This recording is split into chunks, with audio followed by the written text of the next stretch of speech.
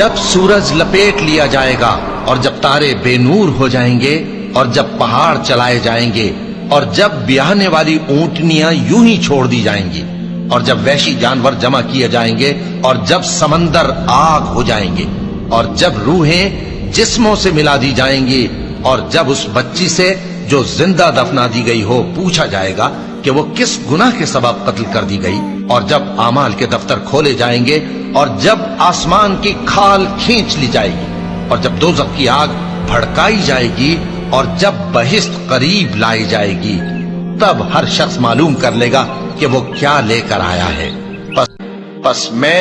ان ستاروں کی قسم کھاتا ہوں جو پیچھے ہٹ جاتی ہیں اور جو سیر کرتے اور غائب ہو جاتی ہیں، اور رات کی قسم جب وہ پھیلنے لگتی ہے، اور صبح کی قسم جب وہ نمودار ہوتی ہے، کہ بے شک یہ قرآن اس فرشتہ عالی مقام کا سنایا ہوا پیغام ہے جو صاحب قوت ہے، مالک عرش کے ہاں اونچے درجے والا ہے، سردار ہے، ساتھ ہی امانت دار ہے۔